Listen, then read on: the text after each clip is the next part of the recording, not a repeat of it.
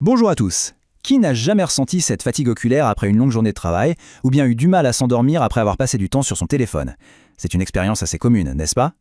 Notre exposition quasi permanente aux écrans et à la lumière artificielle, ça soulève de vraies questions sur notre bien-être.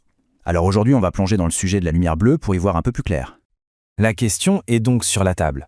Nos écrans, qui sont devenus si indispensables pour nous connecter, nous informer, nous divertir, sont-ils vraiment nos alliés?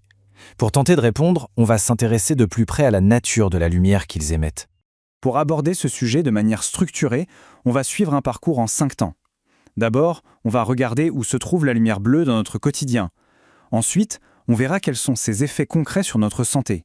Une fois qu'on aura bien cerné le problème, on s'intéressera à une solution de protection, puis à ses bénéfices pour le bien-être, et on terminera avec la technologie qui se cache derrière.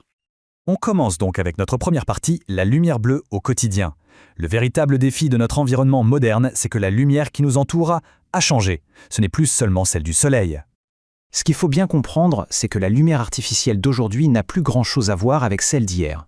Contrairement aux anciennes ampoules à incandescence, les technologies modernes comme les LED ou les écrans plats, elles, émettent une lumière beaucoup plus forte et dans la partie bleue du spectre lumineux. Et c'est justement cette surabondance de bleu qui peut poser question sur le long terme.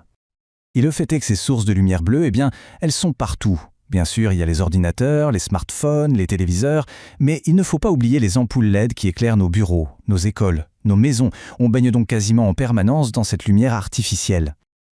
Ok, maintenant qu'on a vu d'où elle vient, passons à la deuxième partie pour voir concrètement comment tout ça se traduit. Quels sont les effets de cette lumière sur notre santé? On va parler de son impact invisible. Les conséquences se jouent sur 2 plans.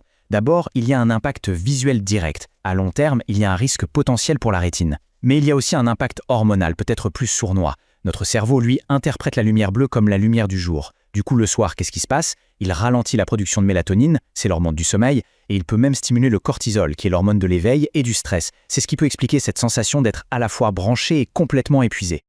Et attention, il ne s'agit pas là de simples spéculations. Des organismes officiels, comme le ministère de la Santé, le confirment.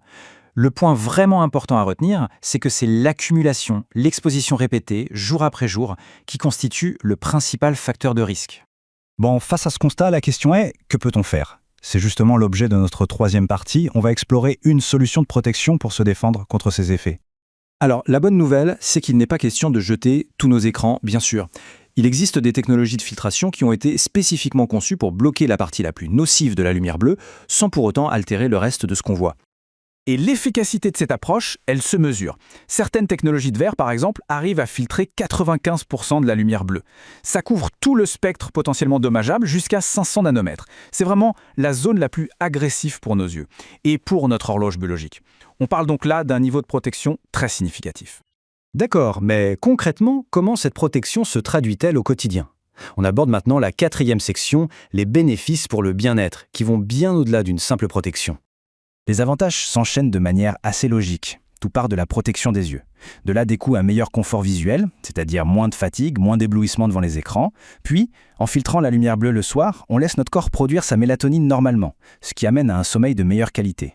Et bien sûr, qui dit meilleur sommeil et moins de stimulation, dit aussi moins de stress. C'est un véritable cercle vertueux qui se met en place. Allez, dernière partie, on va regarder d'un peu plus près la science qui se cache derrière cette solution. Qu'est-ce qui rend cette technologie efficace? Plusieurs points clés garantissent la qualité de cette technologie. D'abord, elle est d'origine allemande. Et surtout, elle a été développée par le docteur Alexander Wunsch, qui est un médecin spécialiste en photobiologie. C'est la science qui étudie les effets de la lumière sur le vivant. C'est donc un gage de sérieux scientifique. D'un point de vue pratique, ces surlunettes peuvent s'adapter sur la plupart des montures. Elles offrent une protection UV complète et les verres ont un traitement anti-reflet. Et pour ceux qui s'intéressent aux détails plus techniques, on voit que la conception a été pensée pour le confort. La largeur permet de couvrir la plupart des lunettes de vue et, point important, le poids est très léger, moins de 27 grammes.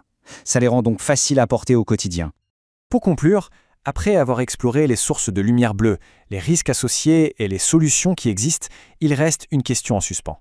Dans notre monde de plus en plus numérique, quelles mesures chacun peut-il prendre pour préserver son bien-être visuel? La prise de conscience est certainement la première étape. Je vous remercie pour votre écoute.